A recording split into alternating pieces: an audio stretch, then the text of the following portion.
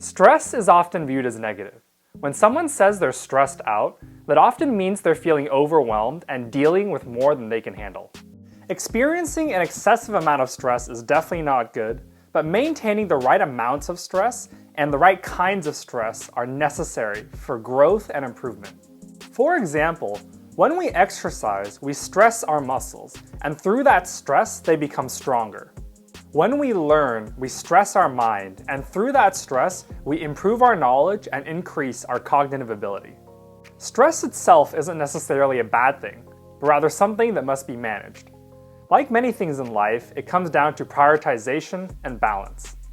You want enough stress in your life to help you develop and improve, but not so much that you become overwhelmed. If you're interested in learning more about the science and research behind stress, I recommend reading Peak Performance. They have an entire section on stress, and it's one of the best summaries that I've come across. There are two components to effectively managing stress. Maintain a manageable amount of good stress, meaning focus on things that will benefit you and what you can control, and manage your response to the circumstances you face, meaning hone your ability to navigate that which is beyond your control. For things that are within your control, like what time you wake up or whether you're going to exercise today, the goal is simply to focus on that which will help you live better. Good stress can be learning something new or developing one of your skills. It should be challenging enough to push you out of your comfort zone, but not so challenging that you become overwhelmed. For things that are out of your control, like the weather or the economy, it's best to focus on how you respond. Let's take the example of inclement weather. A good response is to focus on what you can control, like wearing a rain jacket or using an umbrella. A bad response is to panic or get really frustrated. That's not going to help you at all, and it certainly isn't going to change the weather. Great stress management also means maintaining your composure and remaining calm under pressure. One of my favorite ways to see this in action is to watch world-class athletes play in championship finals. Under enormous pressure, some athletes rise to the occasion and effectively channel the pressure into helping them perform at their best, while other athletes falter under the pressure and their performance degrades. When I face situations and feel a lot of stress, I visualize one of those top-performing athletes and do my best to keep a calm composure like them. Your mindset also plays an important role in helping you manage stress. When you face a challenge, do you view it as an exhausting uphill battle that drains your energy, or an exciting opportunity that will help you grow? Seeing challenges as opportunities can help you approach stress and difficult circumstances in a positive and productive way. And finally, dealing with stress, whether it's good or bad stress, requires energy. A core part of managing stress is effectively prioritizing where your energy is best spent. You can think of your energy like a bank account. Rest is a deposit into your bank account, while stress is a withdrawal from your bank account. You want to ensure that you are maintaining a balance of deposits and withdrawals. Too much of one without the other leads to an imbalance. If you haven't seen my other video on rest, I encourage watching it to learn how you can rest well to balance out your stress. Overall, the goal is to effectively and efficiently spend your energy on the things that are most worthwhile. I manage stress in a few different ways. First, I triage what is important and urgent for me to work on.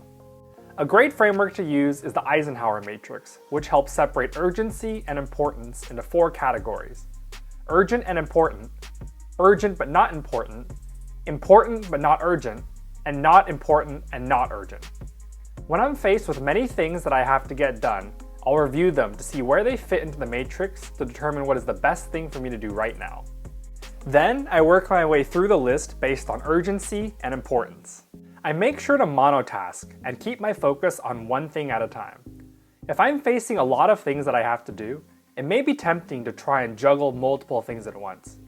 But I've found that when I try to multitask, especially on multiple challenging tasks, I end up splitting my focus and decreasing my ability to be effective at any of them. Our brains only have the ability to fully focus on one thing at a time. If I try to multitask, what I really end up doing is chopping up my attention to jump back and forth between multiple things at once. Monotasking helps prevent me from becoming overwhelmed. Taking a few deep breaths also helps me manage stress by calming my mind and helping me reset my focus. It's also a great way to direct my focus towards things that I can control, even if I'm facing many things outside of my control. When I'm starting to feel overwhelmed, I take a few deep breaths to help my mind pause and think clearly. Ensuring I rest well is another component of how I manage stress. The more challenges I face, the more I have to rest. When I'm dealing with really tough challenges and don't feel like I'm making any progress, I'll stop what I'm doing and go for a walk. A short 10 to 15 minute walk outside will renew my mind and often supercharge my problem-solving capabilities. It also lets my conscious mind rest and my subconscious mind run in the background. Some of my best insights have come to me when I let my conscious mind rest. Finally, I get perspective on the situation I'm facing.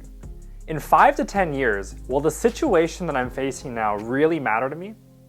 Most of the time, this simple reminder helps ground me so I can calmly face the situation that I'm dealing with. I'm someone who will often take things too seriously, so this is a great way for me to remember what's truly important. Different people respond to stress and manage stress in different ways. What works for someone else may not work for you. First, I suggest thinking about what kinds of stress are beneficial for you and where you want to focus your energy towards. Then the next time you're feeling stressed or overwhelmed, you can try one of these. Pause and take 3 deep breaths. Slowly inhale and fill your lungs with air. Briefly hold the air in and slowly exhale. Try to make the transition between inhaling, holding, and exhaling as smooth as possible. Go for a walk. When I'm stressed, I've found it's best to walk without listening to anything. But if you enjoy having something to listen to, I suggest soft music or a relaxing audiobook. Practice mindfulness. Just a few minutes of mindfulness can help you recharge and renew your mind. If you haven't practiced mindfulness before, you can watch my other video on it. Effectively managing stress takes practice. I've spent over a decade working on how I manage stress, and I still believe I have a long way to go. I'm certain it's going to be something that I work on for the rest of my life, and that I'll never be done refining how I manage stress. Every month, if not every week, I find better ways to manage stress. Improving your ability to manage stress will take time. It won't happen overnight, and the last thing that you want to do is rush it. If you are too hasty, you may find that trying to improve how you manage stress becomes stressful itself. Take your time and remember that it's a marathon, not a sprint. Improving your ability to manage stress will help you live better and best spend your energy. Like this video if these tips were helpful and subscribe to get more tips like these.